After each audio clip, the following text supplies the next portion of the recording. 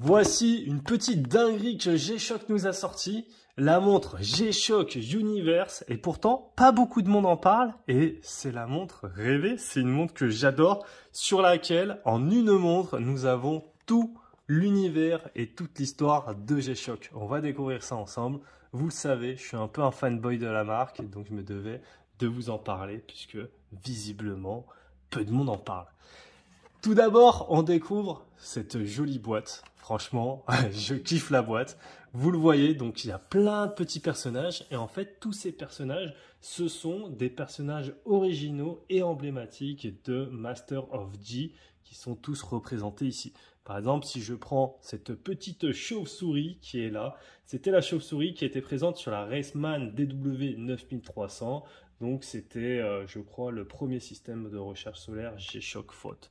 Si je prends, je sais pas, ici, là, par exemple, vous voyez ce petit, cette petite grenouille un peu militaire, grenouille robot avec une antenne dans sa bouche. C'était sur la première Frogman équipée pour recevoir les signaux transmis d'étalonnage de l'heure. C'était la GWF-1000. Si on prend, je ne sais pas, moi, si on prend la petite grenouille qui est là, c'est la grenouille de plongée avec son scooter sous-marin qui était sur la Frogman MRG-1100. C'est que des petites références comme ça, c'est que des petits personnages que vous retrouvez normalement sur des montres, sur les fonds de boîte gravés ou... Voilà. Je trouve cette montre super sympa, super cool, mais bon, on va pas s'arrêter que à la boîte, même si rien que la boîte je la trouve très cool. Je passe à ce qu'il y a dedans. Donc comme d'habitude, on a ici la petite carte de garantie, vous commencez à connaître, et nous avons la boîte, le coffret qui est ça. Comptez sur moi, je vais la garder dessus. Franchement, il est tellement classe, je le trouve super cool. Voilà, donc là on retrouve tous ces personnages. Je sais pas, par exemple ici, là, ça, c'était l'écureuil volant. Donc, je ne sais pas si c'est un écureuil volant ou c'est un phalangier volant. D'ailleurs, je ne sais pas si c'est la même chose. Celui-ci, il était sur la Raceman GW 9200J. Si on tourne un peu, bah, de toute façon, on va en reparler des personnages. J'aime bien le chat, là. Enfin, ils sont tous fun. On va passer à la montre. On reviendra sur les personnages ensuite. Donc, je mets ça de côté, la petite mousse, et voici cette montre. Donc, c'est la DW 5600. Il faut savoir que la toute première G-Shock, c'était une DW 5000.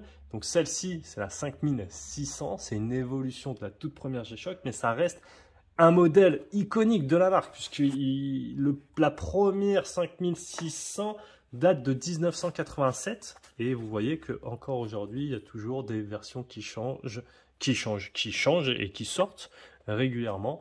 Donc, ça fait aussi sens de commencer. Alors, je dis commencer, je ne sais pas s'il y aura d'autres versions Universe, mais en tout cas, ça fait sens de faire une version Universe sur ce modèle en particulier, parce que c'est le modèle un peu origine.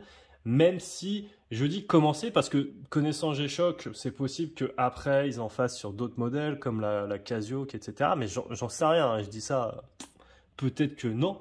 En tout cas, je sais que sur les forums de passionnés, il y en a beaucoup qui disaient « Ouais, mais c'est dommage, la DW 5600, moi j'en ai déjà tant, moi j'en ai 4, moi j'en ai 6, moi j'en ai 8. » Enfin voilà, les passionnés de G-Shock disaient qu'ils en avaient déjà beaucoup des DW 5600 et qu'ils auraient bien aimé cette... je sais pas si on peut appeler ça une collab, mais c'est ce motif en tout cas sur une autre montre. Donc moi, personnellement... Les DW 5600, j'en ai pas tant que ça. J'en ai eu une il y a fort longtemps que je n'ai plus. Donc là, je m'en suis reprise une avec celle-ci dont je ne regrette pas du tout. Comme d'habitude, 42,8 mm de large pour le boîtier. Nous avons une épaisseur de 13,4 mm. Je vous la passe au poignet rapidement pour vous montrer à quoi ça ressemble. Je précise au passage que cette montre ne fait pas enfantin. Si jamais vous vous posez la question, si je vous la montre de loin, hop, on fait le petit wristwall. Voilà. Et si je vous la montre un peu de loin, comme ça, et que vous me voyez dans la rue, que vous me croisez, vous vous dites pas, il a une montre avec des personnages dessus, ça fait enfant. vous vous dites j'ai une montre noire et blanche et on voit pas en fait de loin que c'est des petits persos. Donc ça, soyez rassurés là-dessus si c'est quelque chose qui peut vous déranger. Voilà. Hop, étanche à 200 mètres, hein, comme les G-Shock d'habitude. Je vais éteindre la lumière pour vous montrer la petite light qui est sur le bouton en bas à droite. Voici, super bonne lisibilité avec la petite light, 6h51. On vient rallumer la lumière pour vous montrer les autres fonctionnalités. Donc pour les autres fonctionnalités, c'est le bouton en bas à gauche et nous avons AL qui est donc, vous l'aurez deviné, l'alarme. Nous avons TR qui est pour Countdown Timer, la minuterie. Nous avons ST qui est Stopwatch, donc le chronographe. Cette montre, elle pèse 56 grammes, donc elle est vraiment très légère, très agréable à porter. Et voilà, c'est un petit kiff. Donc petite découverte, enfin je sais pas si vous la connaissiez déjà, mais en tout cas, je trouve que pas grand monde en a parlé. Donc je me suis dit, faut que j'en parle sur la chaîne. On voit le fond de boîte qui est maintenu par les vis. Donc je rappelle, 20 bars d'étanchéité avec la mention Casio. G-Shock est une marque de Casio, hein, vous l'aurez deviné. Shock Resist, pardon. Hop, avec la référence, etc., etc. Je vous laisse lire à travers. Moi, j'ai toujours un peu de mal à travers la vidéo. Made in Thailand. Tac. Ce que je vous propose, c'est que je vous ai fait imprimer la petite feuille et on va découvrir ensemble en fait quels sont les personnages. On va faire un peu un Où est Charlie. Alors je vous rassure, pour pas que la vidéo elle dure 1 heure, j'ai cherché un peu, c'est pour ça que j'ai des numéros. Et on commence du coup avec le numéro 1. Donc alors attendez, je vais m'arranger comme ça. Voilà, donc le numéro 1, c'est la grenouille de plongée. Donc j'ai pris dans ce sens 2 bracelets pour commencer. Donc vous voyez ici, c'est... Bah non, je me suis trompé. Oui, c'est ça. La numéro 1, c'est en fait la numéro 2. Donc c'est celle-ci. Donc c'est la grenouille de plongée. Avec son scooter des mers sous-marin sur la Frogman qui était présent sur la Frogman MRG 1100, montre de plongée conforme aux normes ISO. Donc le 2 qui est là, c'est celui-ci. Donc la grenouille de plongée sur la première Frogman, la DW 6300. Nous avons ensuite là dans le coin là qui se cache le numéro 3 qui est numéro 3, hop, la tortue qui nettoie sa carapace sur la première Gulfman modèle DW 9700 composée de titane pour les composants métalliques. Nous avons ensuite en numéro 4, nous avons tac, ici la numéro 4, c'est la taupe avec un marteau-piqueur sur le premier modèle de Mudman, la DW 8400. Nous avons également le 5 qui est, alors je cherche en même temps sur la petite feuille, le 5 il est là. Donc ça, c'est la taupe avec la boussole sur la Mudman GW 9300 qui était équipée de capteurs magnétiques et de température, d'où je ne sais pas ce que j'allais dire. Nous avons ensuite, donc ici, ça c'est la numéro 6 qui est le sanglier de la Wademan, la DW 9800 qui est équipée d'une fonction de navigation. Donc à chaque fois, vous voyez qu'il y a quelques références. Hein. Numéro 7, donc c'est celui-ci, c'est la grenouille robot qu'on a vu. Grenouille robot avec antenne dans sa bouche, qui était sur la première Frogman équipée pour recevoir des signaux transmis d'étalonnage de l'heure, la GWF 1000. Nous avons ensuite ici en numéro 7, non, nous n'avons pas fait le numéro 6. En numéro 8, du coup, c'est la sirène sur la Fisherman DW 8600J avec l'affichage du graphique des marées de la période de la Lune pour suivre la marée. Je vous montre parfois aussi le logo parce que là, par exemple, il y en a, ils sont assez coupés.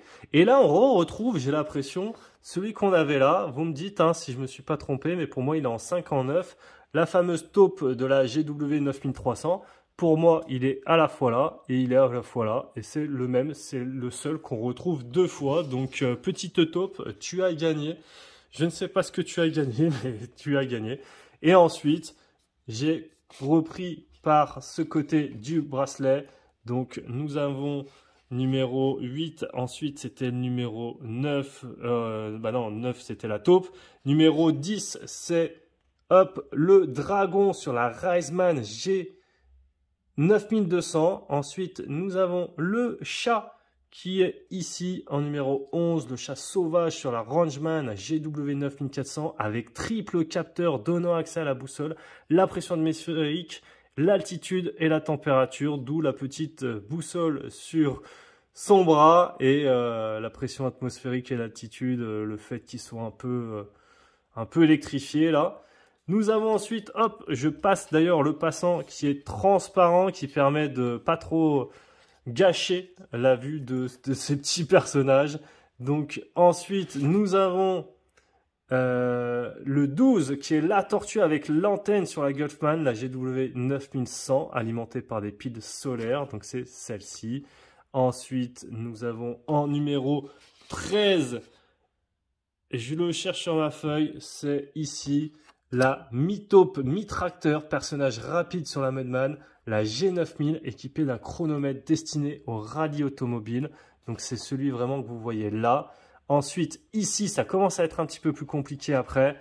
Donc ici, là, l'espèce de fée, c'est tac, le 14. Clin d'œil à la fonction d'altitude. Le personnage représente Icare de la mythologie grecque sur la Reisman DW 9100. BJ qui fournit des mesures de pression atmosphérique, d'altitude et de température. Nous avons ensuite, alors lui, il est dur à voir, c'est ici, là, vous voyez, tac, tac, il y a un petit truc. En fait, ce petit truc, c'est tout simplement la chauve-souris qu'on a vue sur le packaging, la chauve-souris de la Reisman DW 9300. Alors malheureusement, on voit uniquement le petit bout. Donc ça, c'est le numéro 15. Nous avons après... alors après en fait on passe au boîtier. Donc sur le boîtier nous avons ici dans l'angle à gauche, vous voyez là les petits yeux ici avec hop les petites ailes, c'est l'écureuil volant dont on a parlé sur la Reisman GW 9200J. Et j'ai après sur le boîtier à droite ici, donc là vous voyez le petit taupe hérisson, c'est ici la taupe hérisson sur la Ghostman AW 571 avec sa structure résistante à la boue. Nous avons l'autruche qui est ici, vous voyez là sur le côté, donc c'est celle-ci, c'est l'autruche de la Lungman DWG 100J, la première G-Shock équipée d'un capteur de pouls pour symboliser la course de fond. Nous avons en bas à gauche du boîtier ici, ça c'est la fourmi avec l'antenne sur la Ant-Man. Hop, je vous montre en même temps. C'est ici la petite fourmi, elle est dure à voir sur la montre. Premier modèle radiocommandé équipé pour recevoir des signaux d'étalonnage pour un chronométrage très précis.